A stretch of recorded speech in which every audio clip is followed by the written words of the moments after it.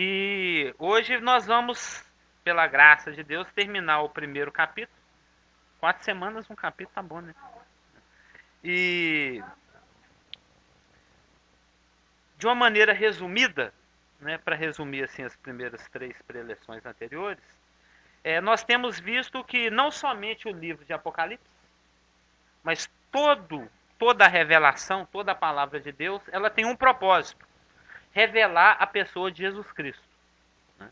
Apocalipse 19:10 fala que que o testemunho de Jesus é o espírito da profecia, que o objetivo da profecia, que o objetivo de Apocalipse, que significa descortinar, abrir as cortinas para que apareça, é revelar a pessoa de Jesus Cristo. Mas, ainda, né, que o propósito do livro de Apocalipse, não somente do livro de Apocalipse, mas de toda a palavra, é revelar a pessoa de Jesus Cristo, o livro de Apocalipse tem um tema. Tem um tema. E o tema do livro de Apocalipse é a consumação. É, como disse Elaine, o passa-régua, né? É o livro do passa-régua. É o livro onde Deus mostra a consumação das coisas, né? E nós temos visto que, começamos a ver que a forma como o Senhor consuma as coisas é através do juízo. É através do juízo. Juízo esse que começa pela casa de Deus, de acordo com o nosso livro de 1 Pedro. E então, a partir do... E temos uma chave. É um livro que tem uma chave. Essa chave que se encontra no versículo 19 do capítulo 1, Apocalipse 1:19, diz: escreve, pois, as coisas que viste, as que são e as que hão de acontecer depois dessa. As coisas que viste são essas que nós estamos estudando aqui, que é Jesus Cristo vestido para julgar. As coisas que são é a presente dispensação, a dispensação da igreja, que começou em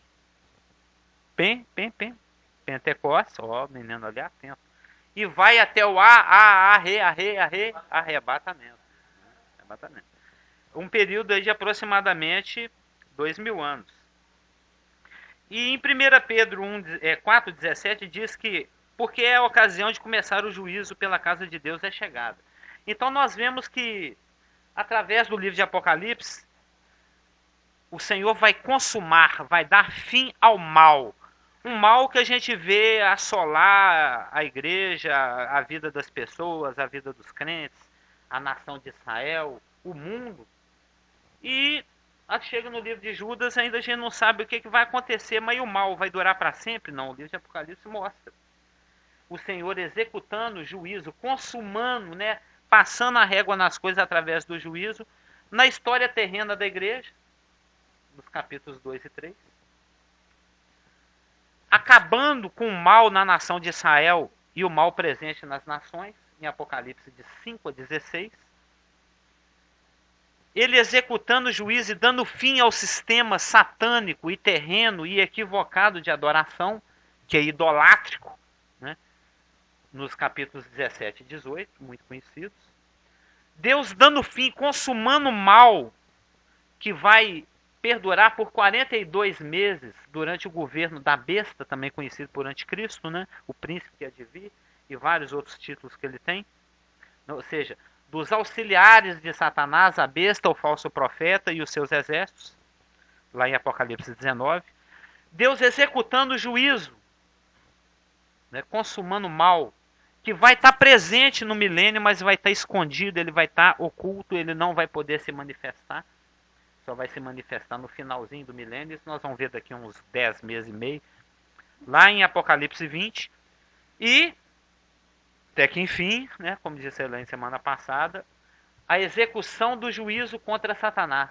A consumação do mal supremo, do mal mesmo. Lá em Apocalipse 20:10. Para finalmente, Deus varrer o que restou do mal, né? O fruto do mal, a escória do mal, o resto do mal, que é o julgamento daqueles que morreram e que viveram ao longo de todas as dispensações, que é o juízo do grande trono branco, muito conhecido, em Apocalipse 20, de 11 a 15. Geraldo Gordo quer fazer uma pergunta. Vou passar o microfone para ele. Ele está ali no cantinho, acho que daí dá para vê-lo.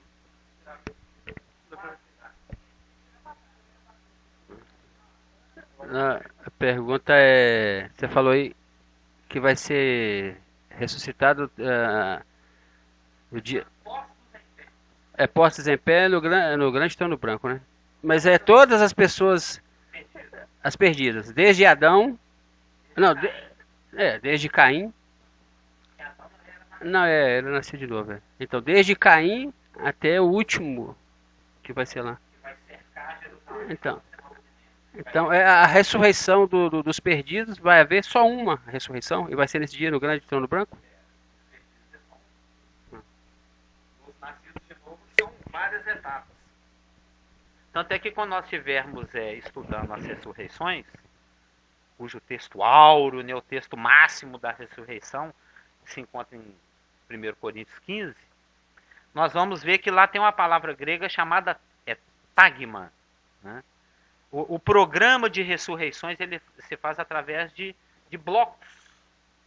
É uma palavra militar, né? É como se fosse um grande desfile. Eu já expliquei isso em algumas escolas dominicais, umas 2, 3 vezes. É igual a 7 de setembro, tá lá.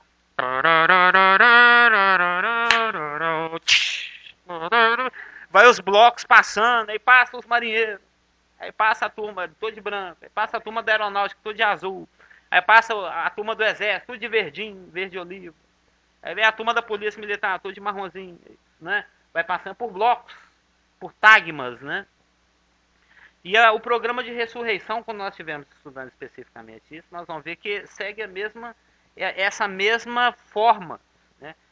O Senhor vai ressuscitando a humanidade em blocos. Né? Vai haver ressurreição daqueles que morreram ao longo de todas as dispensações, que são salvos no final da tribulação. Vai ter a ressurreição daqueles que morreram na tribulação.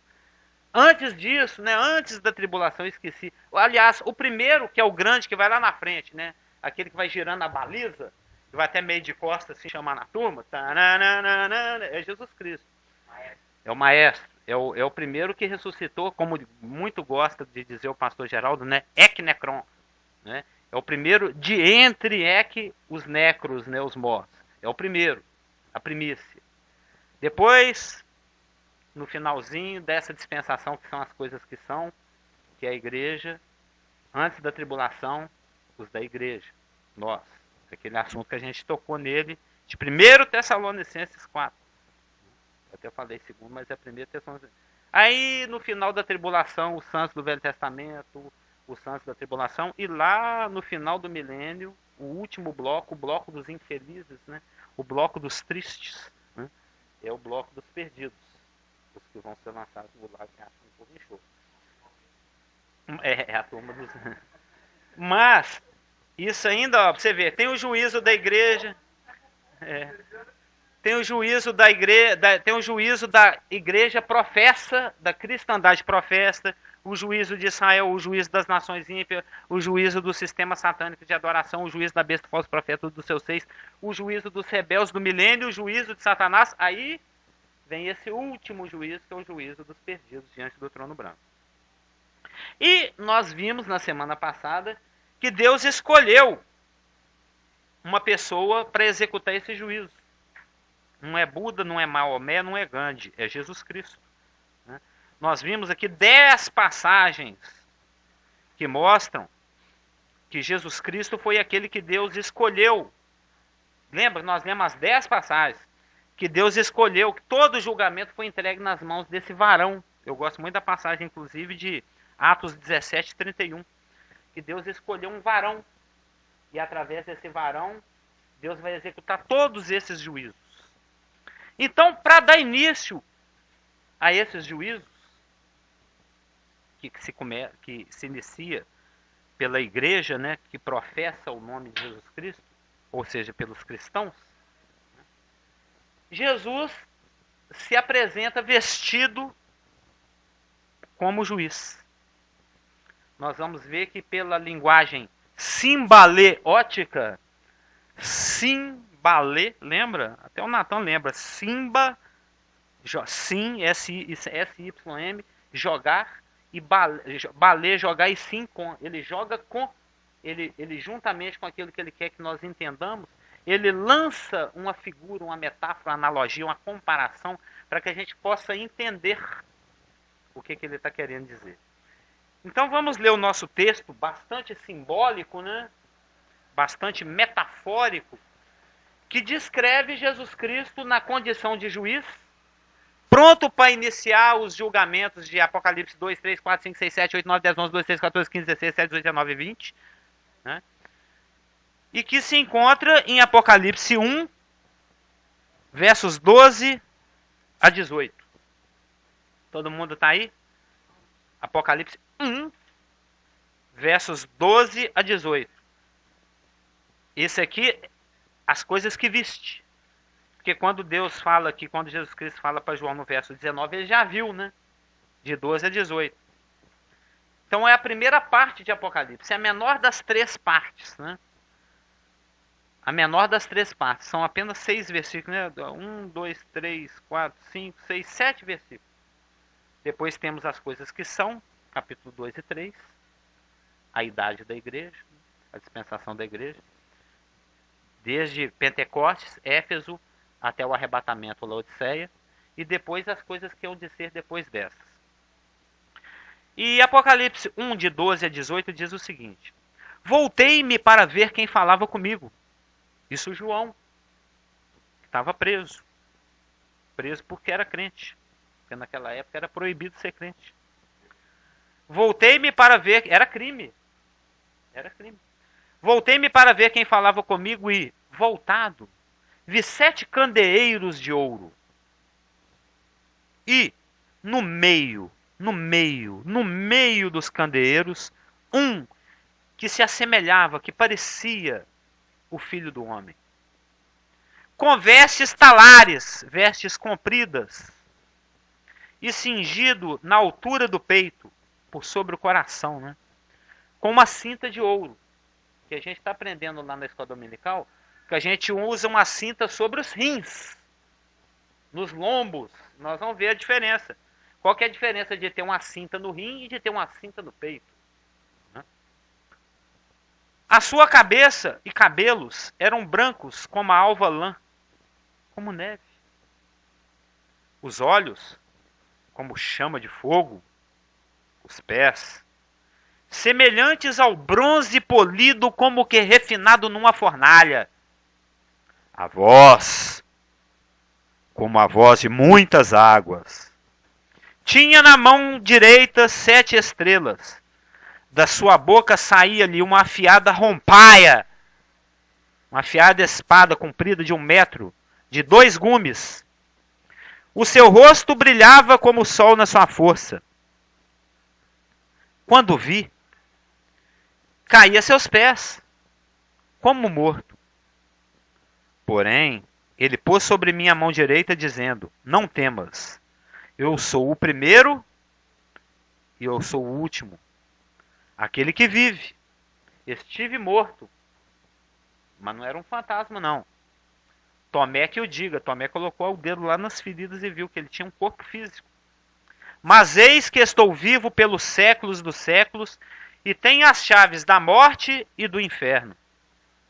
Então, João, você escreve essas coisas aí no livro para Elaine, o Carlos Hamilton, o pastor Geraldo, o Natão, o Joel, o Geraldo Gordo, que um dia vai ser pastor, o Isaac, a Marluce, e os irmãos que estão nos assistindo, estudarem, entenderem, compreenderem isso que eu tenho para falar. Então, quando a gente lê essa linguagem simbólica, o Natan não entendeu quase nada. Mas o pé dele é pesado assim mesmo, é feito de bronze. O cabelo é branquinho mesmo, tem uma espada mesmo saindo da boca. Ele consegue carregar estrela. Entendeu? Isso é uma linguagem simbaleótica. É algo que o Senhor lança junto, né? Para que a gente possa entender. O que nós vamos ver aqui é que Jesus Cristo, a quem foi entregue todo o juízo, toda a forma de julgamento, ele está vestido numa postura e numa atitude de juízo, de julgamento. Ele vai julgar. E ele vai começar o seu julgamento, o seu juízo pela sua própria casa. Né? Por aqueles que professam o nome dele, independente de qual religião seja. Aí não tem denominação. Se você professa o nome de Jesus Cristo, aí é um compromisso assumido. Aí contas são prestadas. Se você é nascido de novo, ótimo. Nós temos um advogado junto ao Pai. Agora, se você não é nascido de novo, aí a coisa vai ficar um pouco crítica para o seu lado. Conforme nós vamos ver quando estivermos estudando o Apocalipse 2 e 3. Mas no momento o que interessa dizer é a linguagem simbaleótica, né, simbólica, começa quando o João olha para trás, para ver quem estava falando com ele. A primeira coisa que ele vê são 7 candeeiros de ouro. Conforme nós vimos aqui no próprio texto, né, no último versículo do capítulo 1, fala que os 7 candeeiros de ouro são as 7 igrejas. Ó, versículo 20. Quanto ao mistério das 7 estrelas que viste na minha mão direita e aos 7 candeeiros de ouro, as 7 estrelas são os mensageiros das 7 igrejas. E os 7 candeeiros são as 7 igrejas. Então, o símbolo está explicadíssimo. Os 7 candeeiros são as 7 igrejas. Quer dizer que é só a Igreja Batista da Floresta, a Igreja Batista da Lagoinha, a Igreja Expressão da Graça, a igreja que está lá em Caraguatatuba, e a Igreja São José dos Campos, a Igreja do Belém do Pará, é só 7 e o resto. Não. Aqui, como vimos, é uma linguagem simbólica. 7 é o número do completo, do teleio, da inteireza, é o número do que não falta nada. É o número de tudo. O candeeiro, né? Nós somos a luz do mundo. O próprio Senhor falou, você não acende uma lamparina e põe debaixo da cama. Você põe no alqueire. Eles não são da roça, né? Se eles fossem daquelas cidades maravilhosas que tem no interior de Minas, eu não vou citar nenhuma, quer dizer, eu não vou falar nenhuma, não. Mas tem essas cidades aí no interior, eles sabem o que é alqueire. Eu visitava lá minha avó.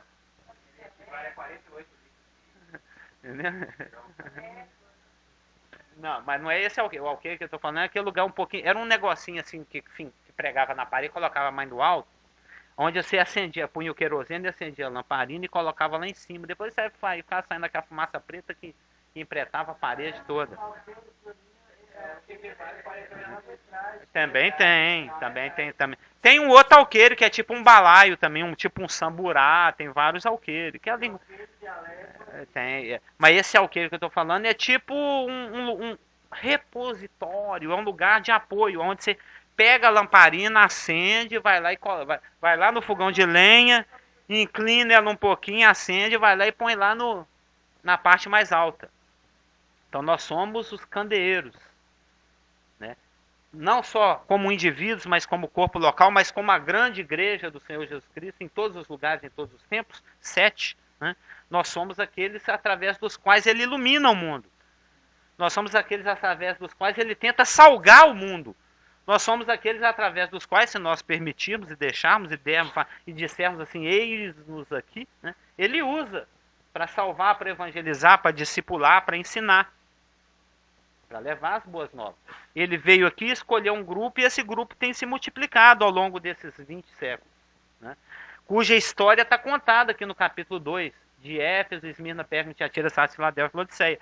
São as várias etapas dessa dispensação. Então, os 7 candeeiros de ouro e ouro, se um dia nós estudarmos Levítico, viu, pastor Geraldo? Aí tem a minha sugestão da gente estudar Daniel, da gente estudar Mateus, da gente estudar Levítico. São livros interessantes. Levítico a gente estuda junto com Hebreus, exatamente. Porque assim como Daniel, a gente estuda junto com Apocalipse. O ouro, ele é um metal nobre. Ele simboleiza, o símbolo, né? Ele simboliza a divindade. Ele simboliza a glória. A prata simboliza a redenção, simboliza o resgate. Isso por associação. À medida que você vê aonde o Espírito Santo usa a palavra na Bíblia, por associação você descobre o que o símbolo quer dizer. Porque o escravo lá no Velho Testamento ele era resgatado com prata. As moedas que Judas traiu Jesus eram moedas de prata. Então tem pela associação nos mais variados textos onde a prata aparece, né? Os pés das estacas que seguravam as cortinas do tabernáculo no deserto, o Ramishkan, eram de prata. Porque a prata simboliza Jesus Cristo vindo ao mundo redimir, buscar o homem. Então, ouro é glória, prata é redenção, bronze é juízo, é julgamento. Então, cada metal simboliza uma coisa.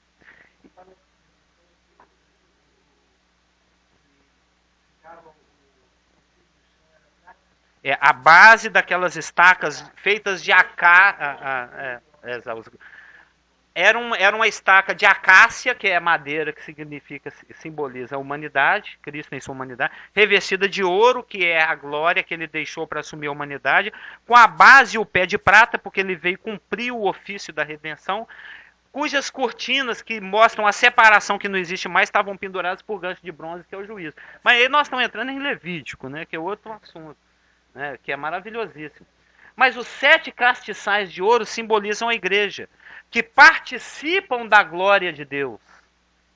Aquele que se une ao Senhor se torna um só espírito com ele. Nós somos participantes da própria divindade. O Senhor compartilha sua glória com a igreja.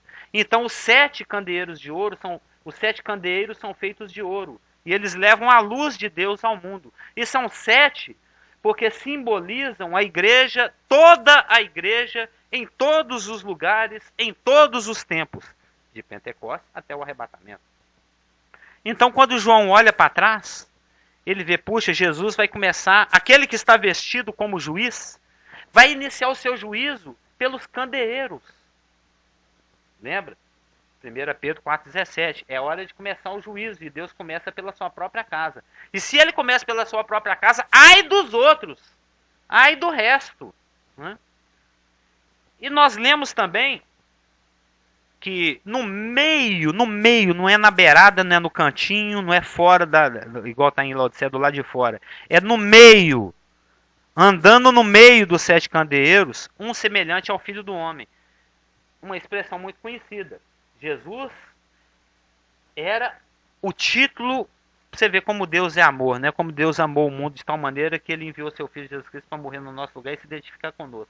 É o título que Jesus Cristo mais gosta. Quando ele se referia a ele mesmo, ele se chamava de o Filho do Homem. Porque ele falou, que o Filho do Homem... Já prestou atenção nisso, Elaine? Porque o Filho do Homem não veio para julgar. Eu vim aqui. Naquela época ele não tinha vindo para julgar. Há 2000 anos atrás. Ele veio para salvar e buscar o perdido. Agora ele está vestido para julgar. É diferente, como nós falamos semana passada, daquele Cristo humilde, sofredor, obediente, cabisbaixo. Você dava o rosto para bater, ele virava o outro rosto. Você obrigava ele a dar 1 milha, ele andava 2. Que vinha resistência, vinha oposição, ele xingava, ele escarnecia, pregava ele na cruz e falava, pai, perdoa. Eles não sabem o que eles estão fazendo. Esse era o Cristo humilde, obediente, o Filho do Homem. Aqui não, aqui ele está vestido para julgar. Aqui ele está revestido de glória e magnificência. Porque o seu rosto brilhava como o sol na sua força. O rosto dele brilhando forte, mostrando a glória, a magnificência, a irresistibilidade dele. Você consegue olhar para o sol? Alguém aqui consegue olhar para o sol? Você fica 3 minutos olhando para o sol, Elane? Você pode ficar, mas vai ficar cego. E a irresistibilidade, o Isaac até assim, acompanhando silabicamente, né? É a irresistibilidade. Não fala aqui, ó, o seu sol como brilhando na sua força. Irresistibilidade. Ele está no lugar do Carlos Augusto hoje, pode falar. O microfone que a Márcia gosta de ouvir a pergunta. Não é pergunta, não. Eu? Não tô com sede, não.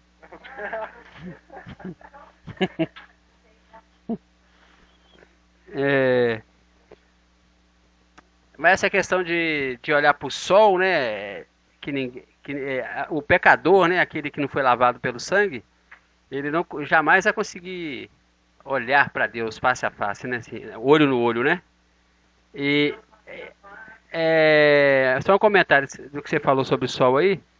Uma vez aí na minha cabeça, uma vez que eu estava evangelizando um rapaz, um amigo da Tatiana, ô pastor, isso aí faz tempo.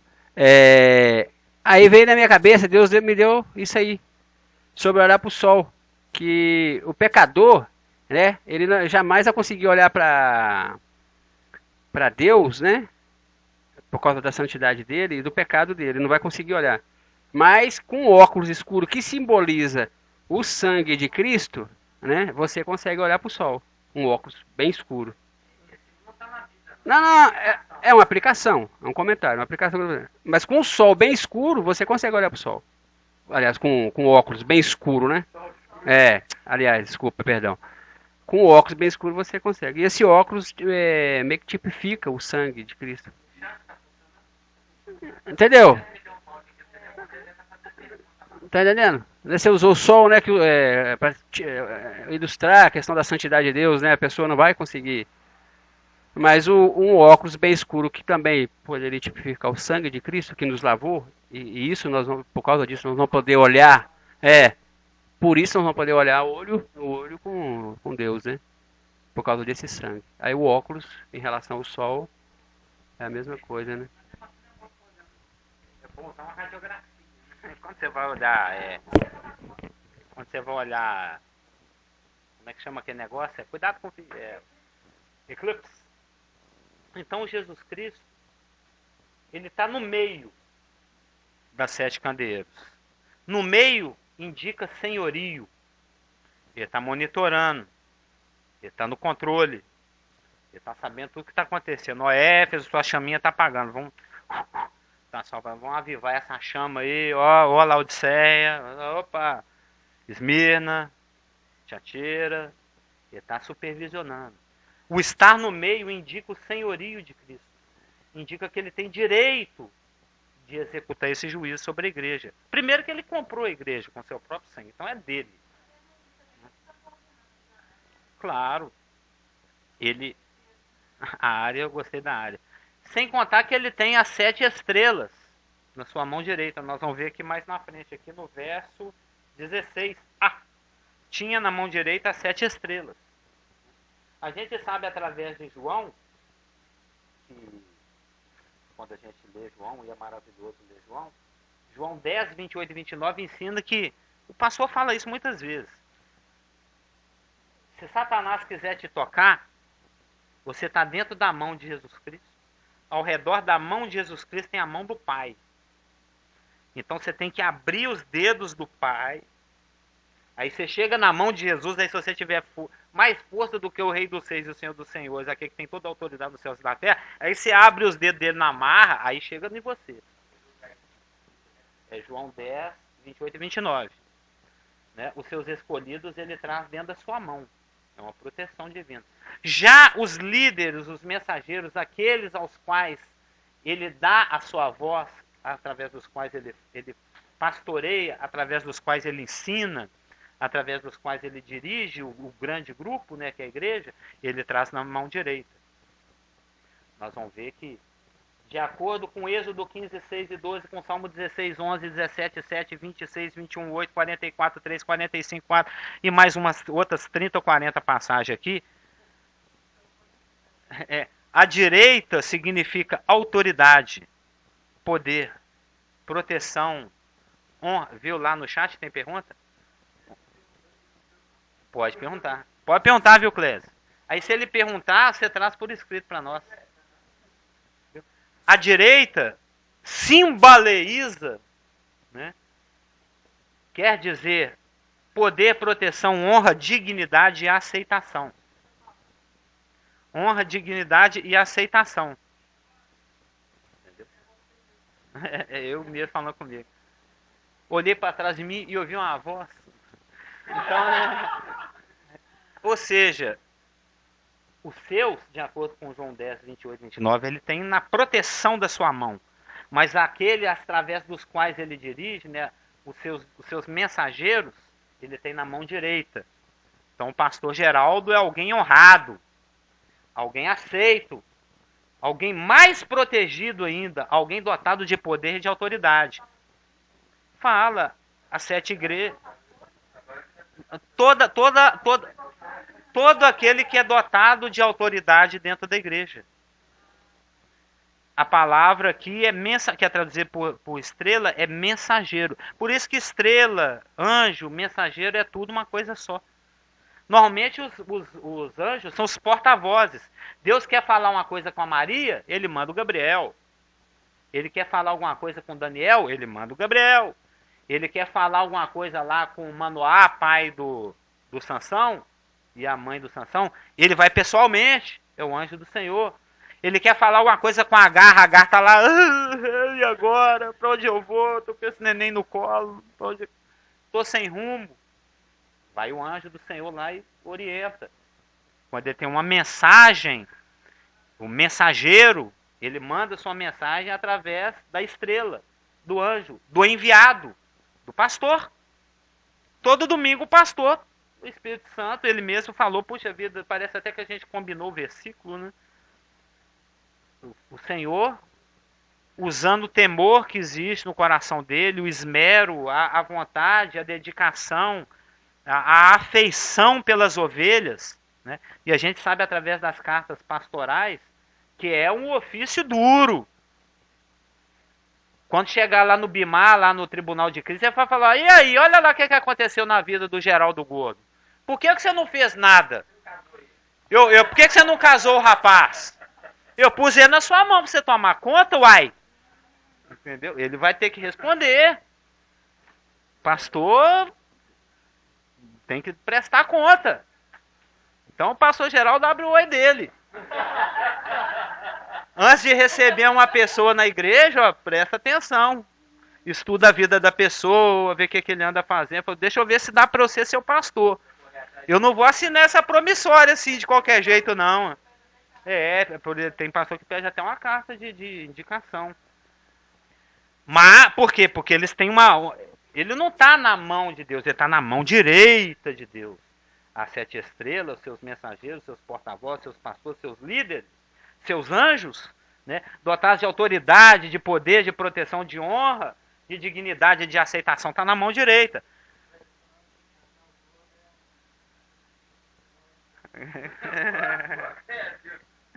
Pois é, mas é obrigação do pastor arranjar uma ovelha para esse ovelho. Tem que ajudá-lo em oração. O pastor geral foi correr atrás da ovelha. Eram 100 ovelhas soltas no aprisco, mas faltava uma, mas faltava... Essa é do nosso tempo, hein, Cléber? Era as 99, lembra? Tem uma musiquinha bacana, assim, daqueles crentes de 50 anos atrás. Eram uns cânticos bonitos, gostosos. Hoje em dia é tudo novo. Hoje em dia toca baixo, guitarrinha do Senhor e tal. O que é bonito também, né? É de geração em geração. E vai aí. Os séculos vão passando e o Senhor, né, com a sua graça poiquilos, multiforme e multicolorida, vai abraçando a tudo e todos. Mas Jesus aqui, ó, está vestido para julgar. E ele começa o seu juízo pelos 7 candeeiros, que participam da glória divina, do ouro, que leva a luz do Senhor. E no meio das quais ele passeia, ele sonda, ele ronda, ele escrutina mentes, rins e corações. Nós vamos ver isso lá no 2:23. A palavra que é traduzir por mente aqui é nefrói, é rins. Ele está investigando. E, dentro da nossa descrição simbaleótica, quando ele olha para trás, ele vê alguém vestido com um vestido comprido, que vai até os pés, mas não cobre os pés. Quando João olhou para baixo, ele viu, ele está igual o pastor Geraldo. Está descalço, está com o pé no chão. Porque quando você estuda lá no manual do sacerdote, que é Levítico, os sacerdotes ministravam descalços. Quando Moisés foi chamado para ter comunhão com o Senhor, para receber a revelação do Senhor, o Senhor falou, tira a sandália, eu quero você descalço. Para você ter comunhão, você tem que estar descalço. E mais ainda, esse pé aqui, que quando João olhou para baixo e viu, puxa, ele está vestido com vestes talares, vestes que vão do ombro até os pés, mas os pés descalços, ele viu lá pés cravejados, pés feridos, pés atravessados pelos pregos da cruz. que capacitava ele para esse ministério. Ele pode executar juízo porque ele passou pelo julgamento de Deus. Ah. Uhum. É os crentes D2. Mas, D2. Gosta de fazer barulho.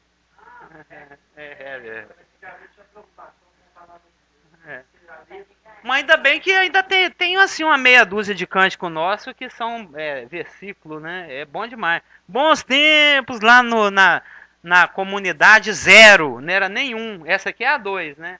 Tinha a comunidade 0. Que acho que ninguém aqui é da época da comunidade 0. Era lá, e a Elaine ainda nem era nascida de novo, Geraldo muito menos. César nem tinha nascido.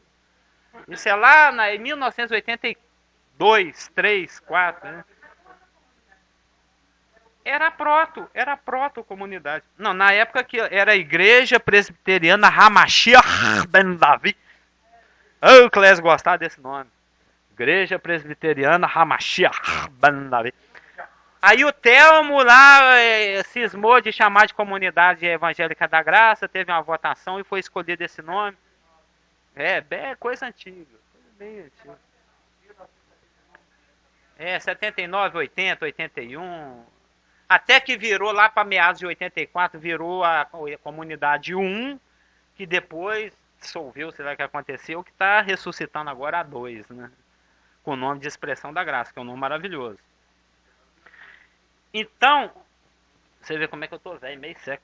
Então, quando você olha para trás, quando o João olhou para trás, ele viu alguém que tinha prazer, ele gostava de ser chamado de filho do homem. Era o título favorito de Jesus. Ok.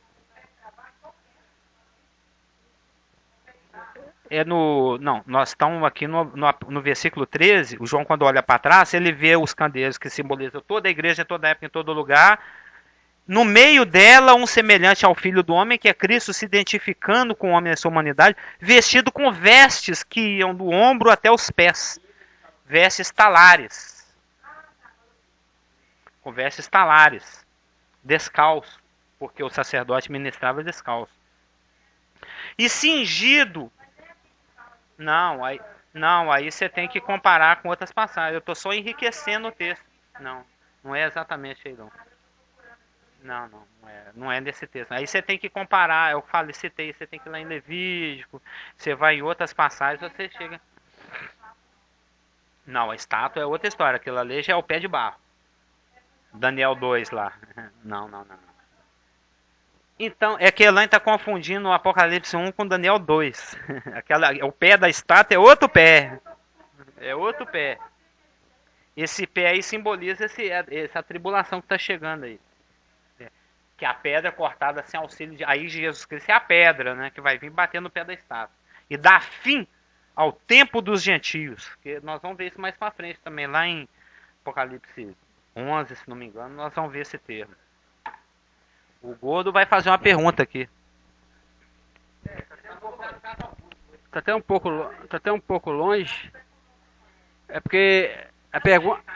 O pastor disse que ia ficar aqui para me aparecer na televisão. Para ver se as meninas me vê. Mas não é minha Bíblia, não, é do pastor.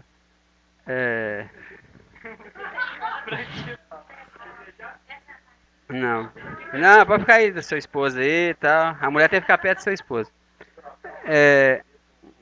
Nossa. Não é porque quem achou bonito é só o pastor, viu? Porque o pastor, te falando. Bom, a pergunta tá meio longe, que é de uma coisa que você falou há mais ou menos uns 15 minutos atrás aí. Você falou... não, 15 minutos. Não, mas dentro de uma hora, né? É muita coisa. Sobre a ressurreição, que você falou sobre as ressurreições, vai ter escalas, né? Você falou... pelotões. Você citou algum outro exemplo. Grupos. Tagmas. Então, Jesus você citou Jesus como o maestro, né? A Bíblia até diz que ele é a primícia, né? Mas então, aí que está a minha dúvida. Por exemplo, teve aquele menino lá que estava no Velho Testamento, que eu não sei aonde, que Eliseu, né, que foi jogado em cima... Então, Lázaro, por exemplo, tal, Mas aquele... Jesus voltou a morrer? Não. Eles voltaram. Ah, tá. Ele é o primeiro a ressuscitar para nunca mais. Eis que estive morto. Ah, tá. Aqui, ó. Mas eis que estou vivo pelos séculos, aions, dos aions. Ah, tá. O Senhor Jesus não experimentou a corrupção, né? Ele Os ressuscitou outros experimentou. e não morre nunca mais. Os outros experimentaram. Igual o nosso caso no arrebatamento, viu, mano? Você não vai sentir mais sono, não vai sentir mais cansado. Vai Nem dor de ficar cabeça. orgulhoso, Nem não sinusite. vai empurrar carro em cima do viaduto. Não vai pegar sol, nem insolação. Tinha que ter tomado uma água de coco.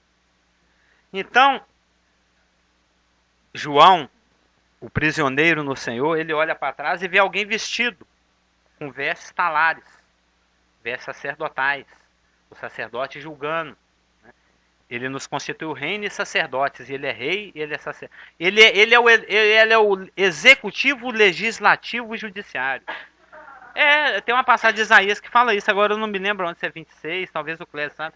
Que fala que naquele dia o Senhor será juiz, sacerdote e rei. Alguma coisa assim. Tem que procurar aqui em Isaías. Ele executa os três poderes. Jesus é completo. E ele está cingido ao peito, né, com a cinta, né? Olha lá no verso 13. Cingido à altura do peito com a cinta de ouro. É o atraseado, não é nem traseado, esse é traseado. Ou seja, quando você se cinge na cintura, você se cinge para o serviço. Você se cinge para o serviço. É uma alegria só, né? Você se cinge para o serviço. Nós estamos aqui... É bom que você acorda. Efésios 6, na nossa armadura lá, fala assim, cingi-vos com a verdade. Que os seus desejos mais profundos, que é simbaleolizado pelos rins, né? Os rins, nós vamos estudar isso domingo, viu? Domingo nós vamos estudar, se você gosta de fisiologia humana simbólica, domingo nós vamos estudar coração, que nós vamos estudar a couraça da justiça. E nós vamos ver que a couraça da justiça protege os órgãos internos. Você toma uma lançada, uma espadada, uma flechada. Então ele protege o coração, que é o centro da personalidade. Protege o fígado, protege o pâncreas, protege o rim, protege o estômago. E tudo tem um símbolo. Isso tudo na Bíblia são símbolos. Não, os rins são as emoções mais profundas. São as motivações. Que é aquilo que você tem que entregar o seu desejo, a sua motivação tem que ser adorar e servir o Senhor. Por isso que o servo se cinge com a verdade na cintura.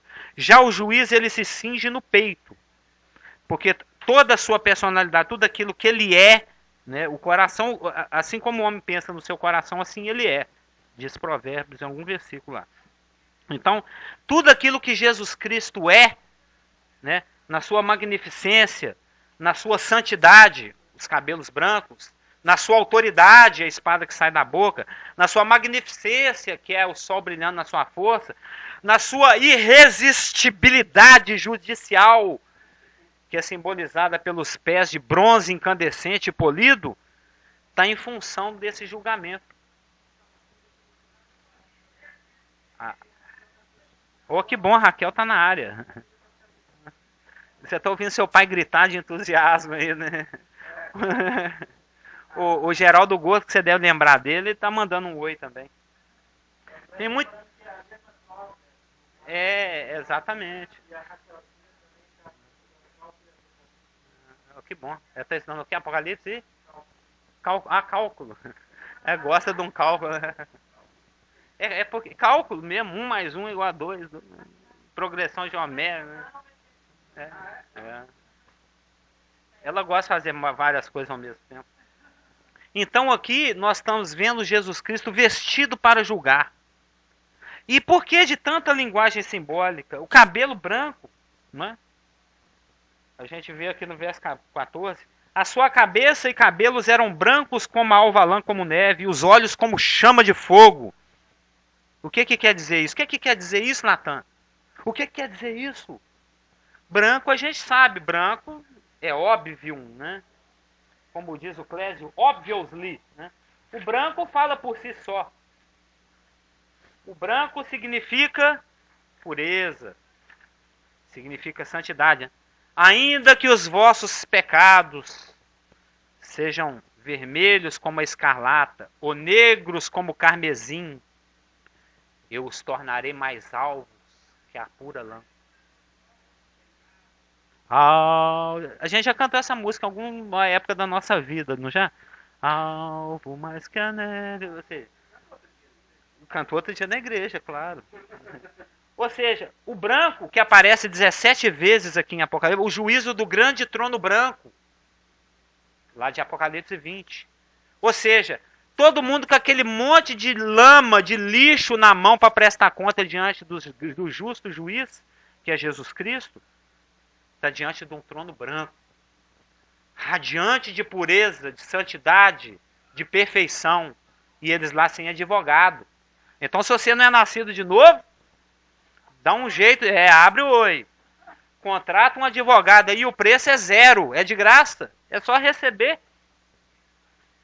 Então, o branco, em todas as situações, 90% das situações aqui de Apocalipse, né, porque tem uma ou outra aqui que o branco é falsificado, é o caso do anticristo lá em Apocalipse 6.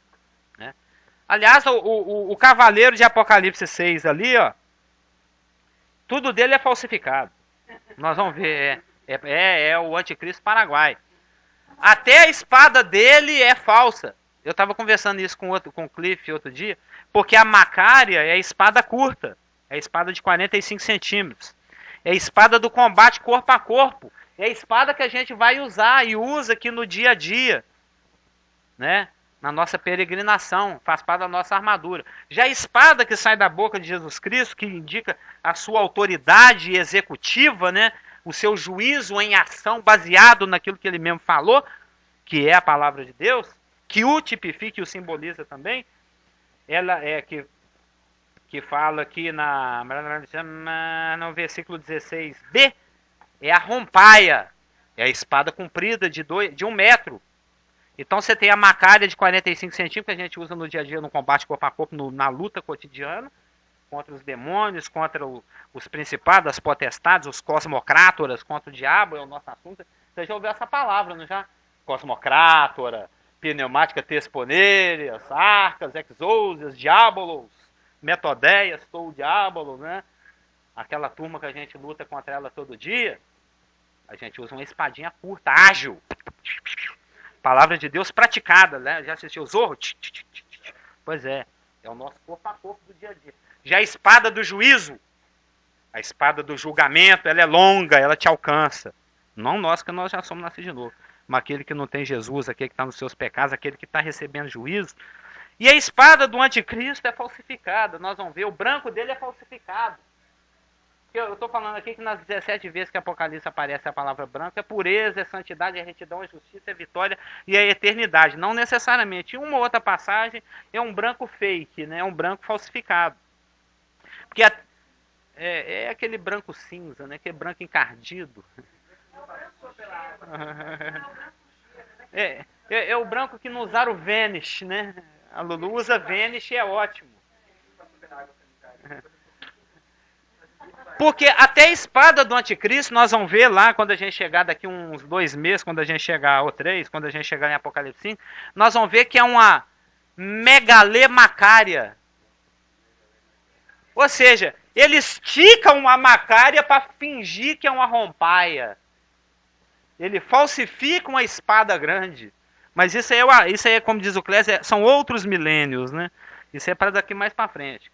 Por enquanto, nós estamos vendo aqui que Jesus Cristo, no versículo 1,14, ele tem os seus cabelos e a sua cabeça brancos.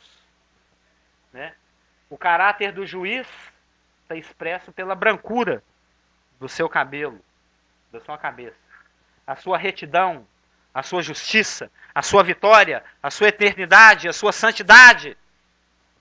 Vou ficando entusiasmado, né? Linguagem simbaleótica é comigo mesmo, eu amo. E observa que no mesmo versículo, imediatamente após o texto falar da santidade e da retidão do juiz, simbaleolizada pelos seus cabelos e cabeça brancos, vem os olhos como que chama de fogo.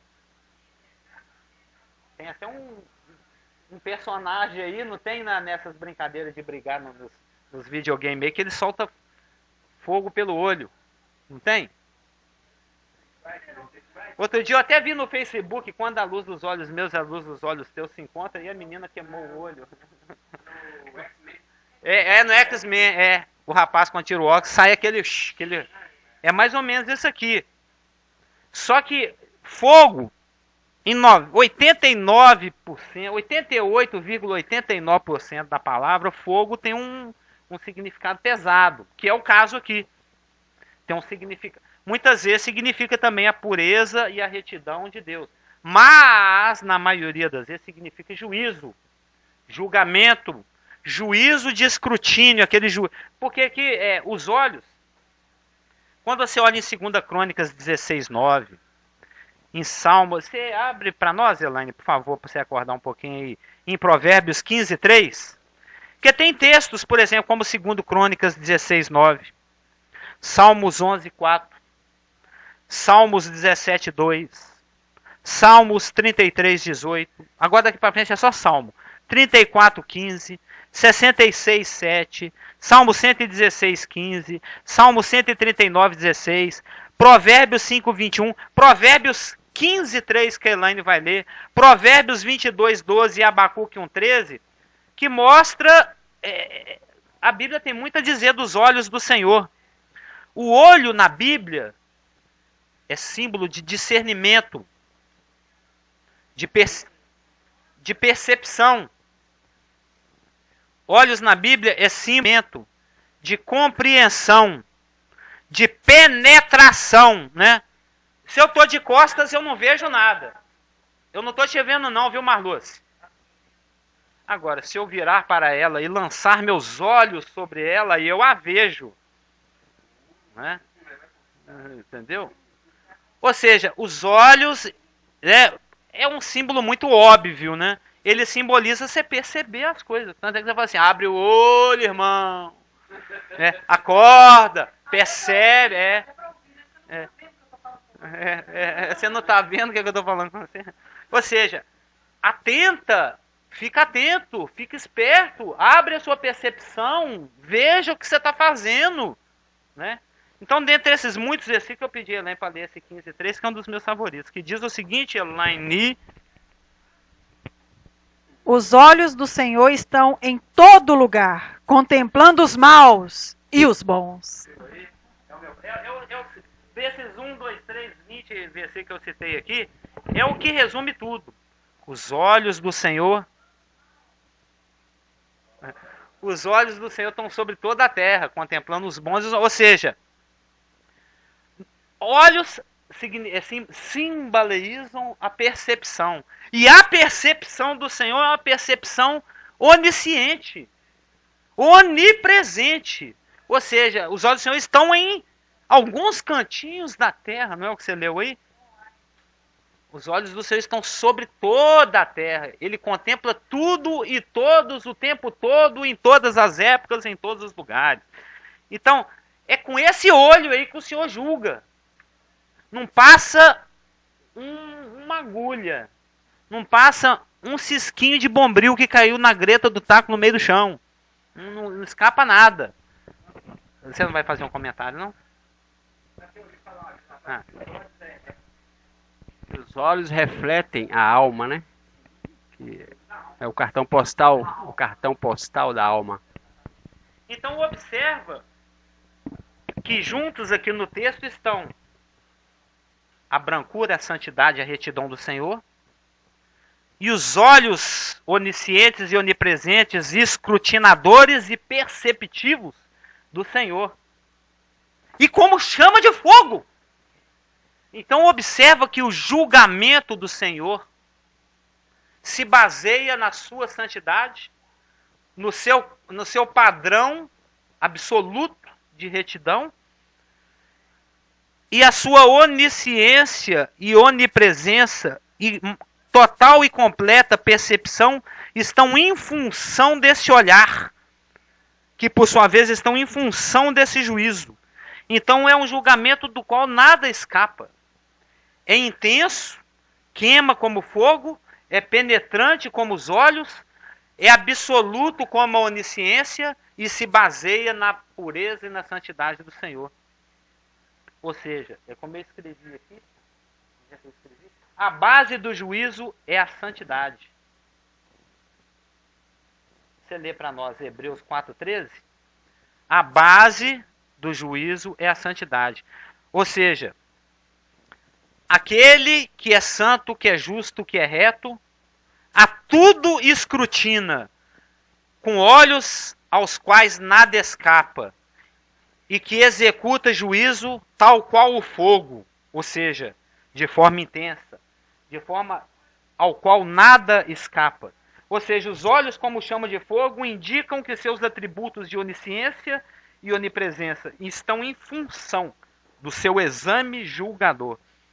E os que vão ver o Senhor na sua volta, quando a igreja estiver voltando com ele, eu vou estar naquele terceiro cavalo à esquerda. Aquele cavalo, a Eloy já até conhece o meu cavalo, é um marrom, é um branquinho com a mancha marrom na testa. Entendeu? Eu vou estar do lado, cavalo é velho, já amou meu cavalo de pangaré. Mas nós vamos estar ao lado do Senhor, porque o Senhor vem para a igreja e depois ele vem com a igreja, mas quem vai contemplar o Senhor na sua volta, e todo olho verá, vai enxergar o Senhor com esse olhar. Porque ele já vai ter executado o juízo contra a igreja, ou aqueles que professam o seu nome. Ele já vai ter, isso antes da tribulação, né, no presente dispensação, ele já vai ter executado o julgamento dele contra o sistema idolátrico de adoração, Apocalipse 17, 18. Agora ele está, e contra as nações vivas, inclusive Israel, agora ele vai estar vindo, né, no final da tribulação, na sua epifaneia, na sua parúzia, né? Ele está vindo para julgar a besta, o falso profeta, os seus exércitos. Então a besta, o falso profeta e os seus exércitos congregados lá naquele vale de Esdralon, cercando Israel, que vai estar clamando o Baruch Atá lá, o bendito aquele que vem em nome do Senhor, eles vão contemplar o Senhor com esse olho. Esse olho aí, ó, que tudo queima, que tudo vê, que sabe de tudo que aconteceu. E como o juízo se apoia na santidade, a Lulu vai ler para nós Hebreus 4,13.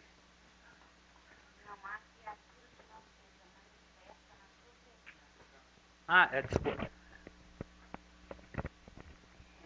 E não há criatura que não seja manifesta na sua presença. Pelo contrário, todas as coisas estão descobertas e patentes aos olhos daquele a quem temos de prestar contas.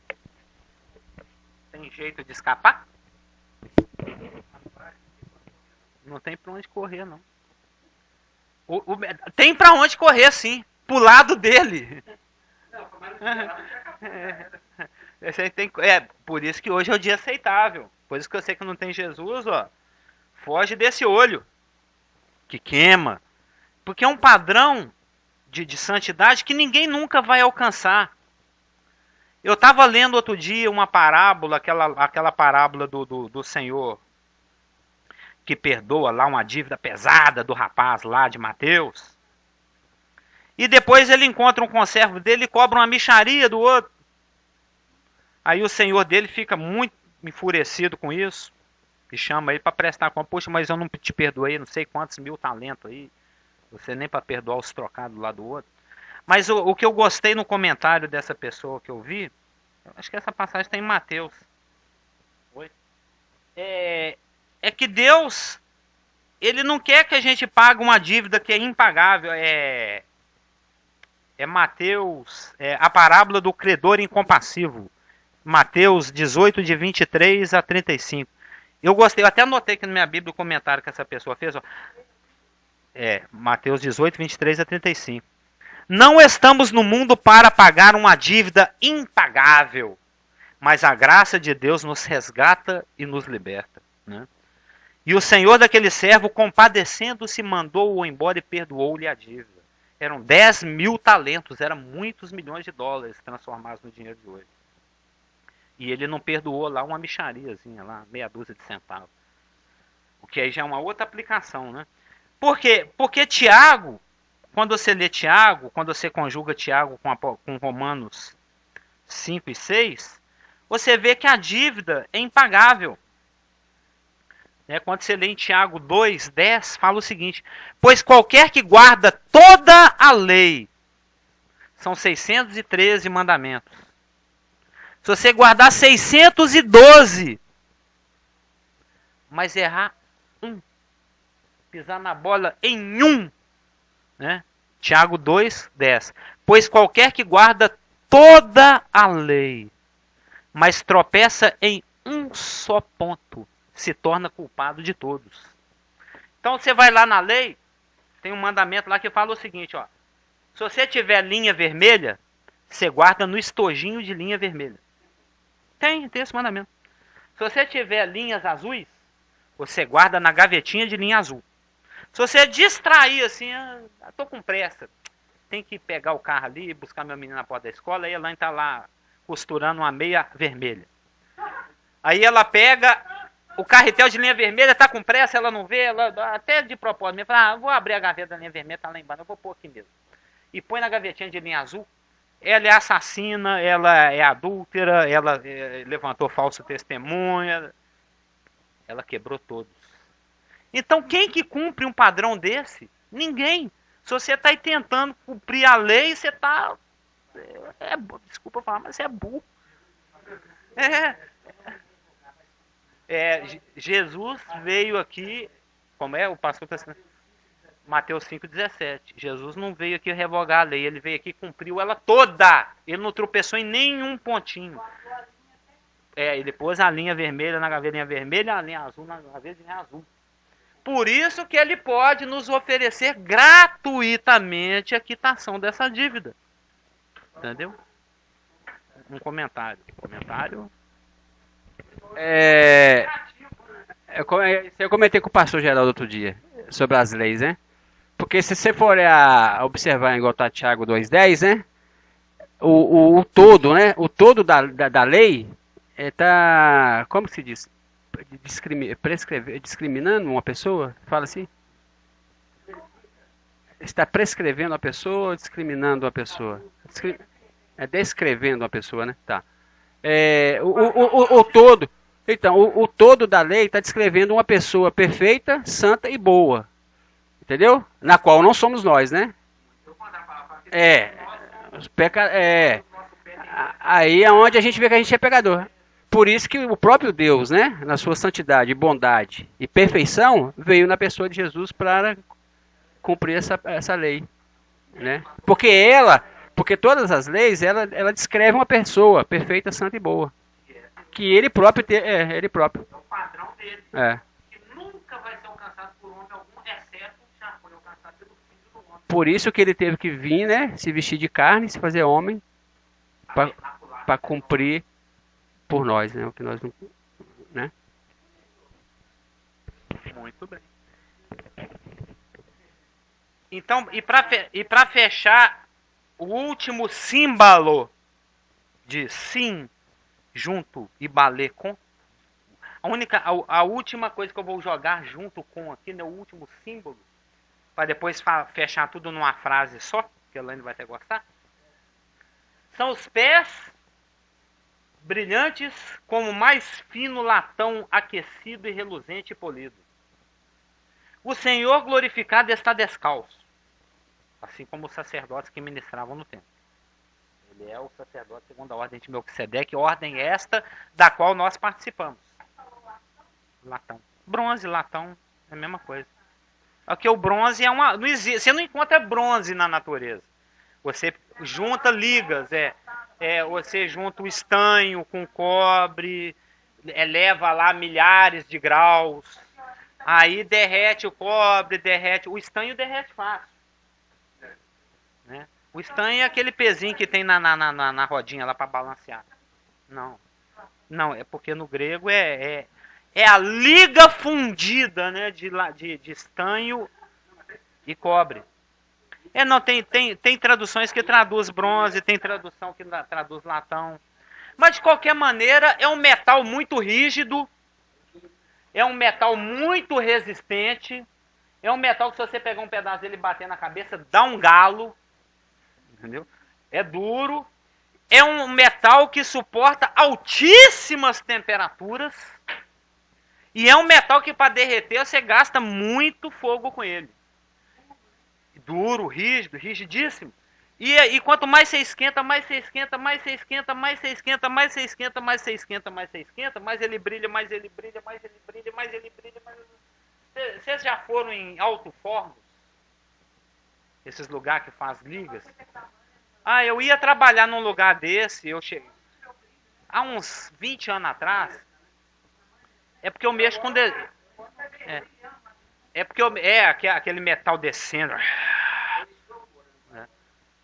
E eu mexo com desenho. Teve uma época que eu ia me aventurar a trabalhar numa indústria dessa. É até uma cidade aqui perto, não lembro o nome. E eu fui lá visitar esse lugar. O escritório era... Então, eu tive curiosidade de conhecer o lugar. As pessoas lá usam aquelas roupas grossas, uns óculos. O cara que derruba os materiais, que fica empurrando o material dentro da caldeira, você precisa ver. O negócio é uns 500 graus. Não sei como é que o cara aguenta. Aquilo assim, você não consegue olhar para a caldeira. O brilho é super intenso. Tem aquelas correntes com zelo de ferro do tamanho dessa porta. Aquela barulhada, parece um inferno. É um lugar de louco. Quente demais, barulhento demais, luminoso. É impossível. Eu não trabalho aqui não. Eu não fiquei nem lá nem o primeiro dia. É uma cidade aqui perto. É lá para os seus lados lá, indo lá, vai, cidade industrial, vai seguindo, Betinho, aquelas bandas lá. Mexe com ligas especiais. A caldeira, onde o metal está líquido, é de uma luminescência, é de uma irresistibilidade. Você não consegue olhar para aquilo não, você olha assim. Você não consegue olhar, é luminoso demais. O latão, o bronze, as ligas de ferro, à medida que elas vão esquentando, aquilo vai emanando um fóton, uma luminescência. Por que o João está usando esse símbolo? Um símbolo forte. Bronze é julgamento. É juízo. O E, essa é boa, hein? O E. Exatamente. A base do julgamento, né? Aonde o julgamento de Jesus Cristo se apoia, os pés, são semelhantes a um bronze polido e incandescente, como refinado na fornalha. Ou seja, o latão ou bronze simboliza força, a força do juízo, a firmeza do juízo, mostrando que o juízo é irresistível, é irrevogável, como diria o Ivan, é inexorável, entendeu? Não tem como resistir, não tem como... Você não segura. Mas tinha até um joguinho aí que no final, a última fase, era um monstrão grandão batendo na mão de metal, agora eu não lembro o nome. Como é que você segura a mão de um gigante de 20 metros de altura e de bronze? Vem um pé de bronze incandescente te pisando, você consegue... A barata, vou te segurar, Hulk. Impossível. O Hulk pisando na barata, ela resiste ao Hulk?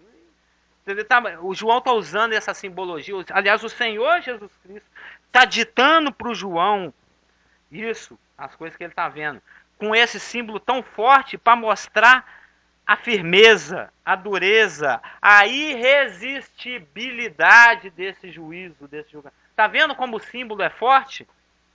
Ou seja, ele veio para julgar e vai julgar mesmo. Não adianta, como diz meu pai, não tem churumela, entendeu? Não tem como resistir.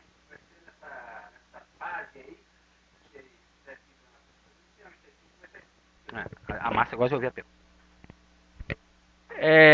Vai ser nessa fase aí que hoje está escrito lá, eu não sei se é Apocalipse ou em Mateus, que as pessoas vão pedir a morte fugirá delas. Apocalipse, que a morte vai fugir.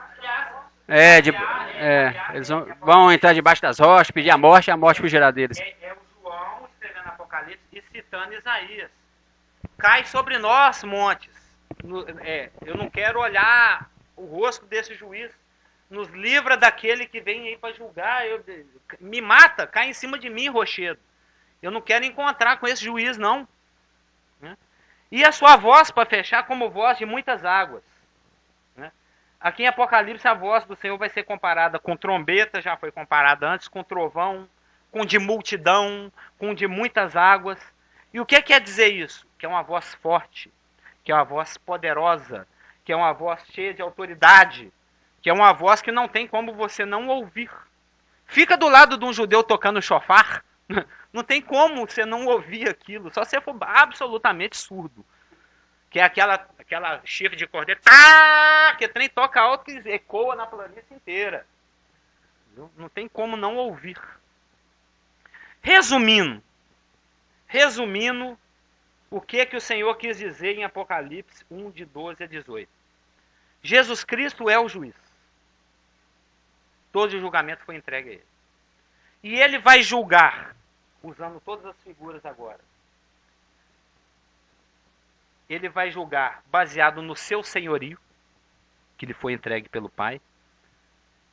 Julgamento esse, juízo ele que começa pelos seus candeiros, pela sua igreja.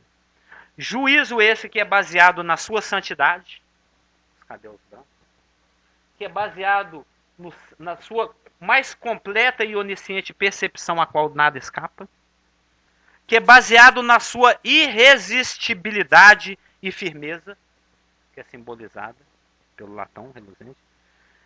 É um juízo do qual ninguém escapa e que todos vão ter que ser confrontados com ele, porque sua voz é como que de muitas águas. É um juízo penetrante e inexorável, que é simbolizado pela sua espada aguda que sai da sua boca. É um julgamento e um juízo apoiado na mais completa honra, retidão e dignidade, que é simbolizado pela sua destra. E que é irresistível, assim como o sol é irresistível.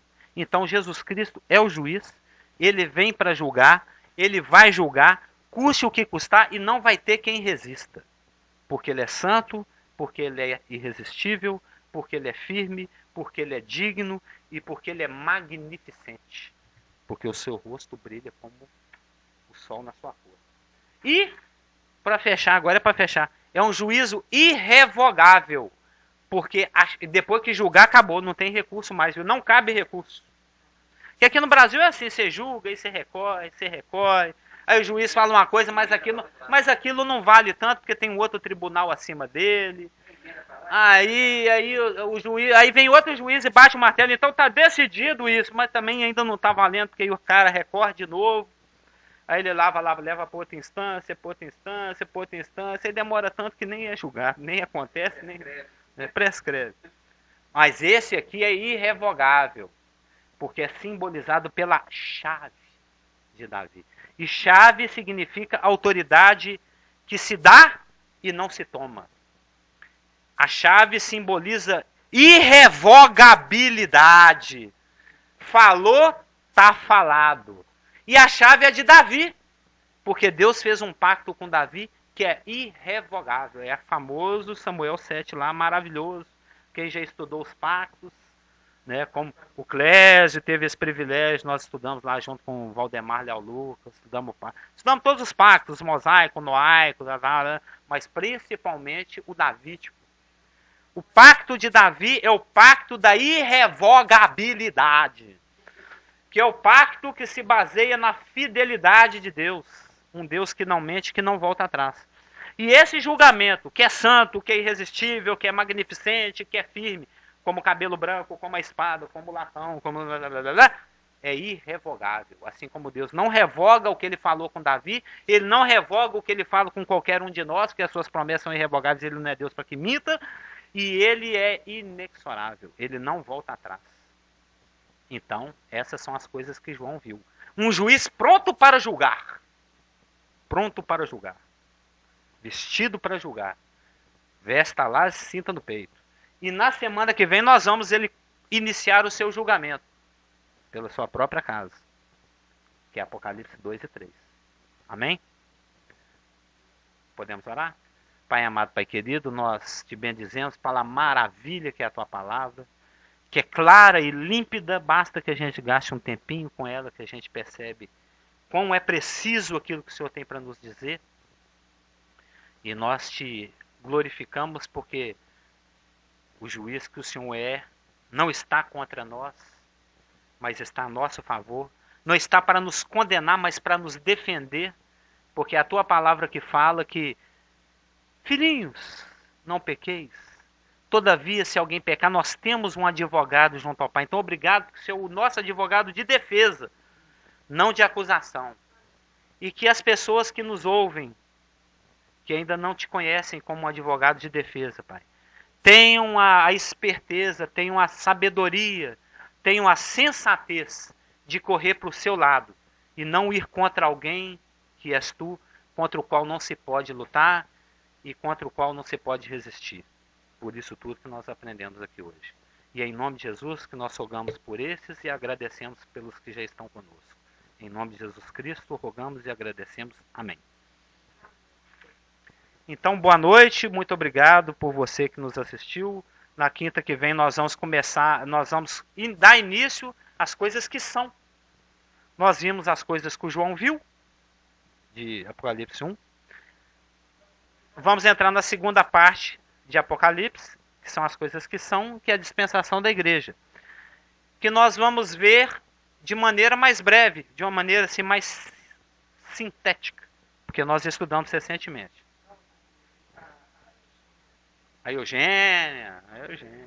Eu senti falta dela. Eu ia citá-la hoje. A Maria Eugênia de São José dos Campos. Talvez até minha tia, eu não sei. Ou prima.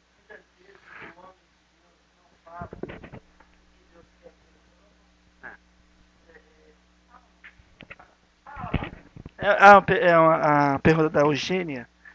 Eugênia, né, lá de São José dos Campos, ela perguntando se você acredita que muitas vezes o homem de Deus, ele tem algo para falar, que ele não fala o que realmente Deus quer que ele fale, né? Ele, deixa eu tinha de ler de novo.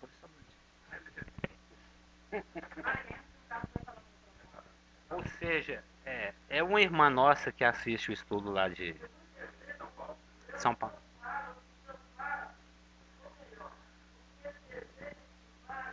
Ah.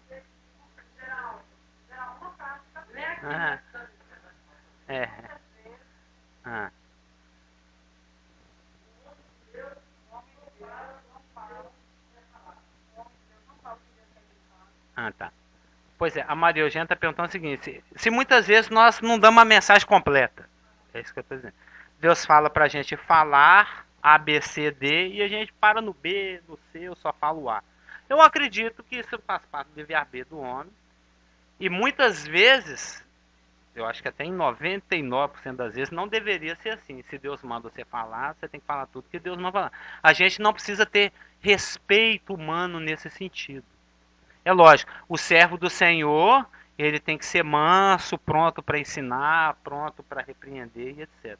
Mas a gente percebe que Jesus Cristo, no ministério dele, ele falou tudo que Deus mandou ele falar. Não importa o quão duro fosse. E muitas vezes a gente tem aquele receio humano, mas eu vou perder esse irmão e o dízimo dele é tão bom. Mas não é. O Senhor providencia outro. Não, mas se eu falar esse discurso aqui, metade da minha igreja vai embora. Jesus fez isso. Deus manda, ele fala, eu falo o que eu vi meu pai falar e eu faço o que o meu pai mandou fazer. E uma das coisas que Deus, o pai, mandou ele falar, falou: vocês têm que comer da minha carne. Nós vamos ver isso domingo, o que significa isso. Vocês têm que comer da minha carne e beber do meu sangue. 90% do público dele foi embora. Que eram judeus, que não comem sangue de maneira nenhuma e nem são canibais. Mas ele estava usando linguagem simbaleótica. Ele estava falando de comunhão. Chegou um ponto dele falar para os discípulos dele assim: os discípulos chegaram, né, e falaram assim: mestre, dura esse discurso, hein? Quem que resiste a essas palavras? As palavras que meu pai mandou falar. Vocês querem ir embora também? Né? Como é que fala? A porta, casa é a serventia. É uma coisa assim. A porta de saída é a serventia da casa. E essa é uma mestre para quem nós iremos, se só tu tens. Ou seja, Viu, irmã? Eu creio que nós temos que seguir o exemplo do grande mestre Jesus Cristo.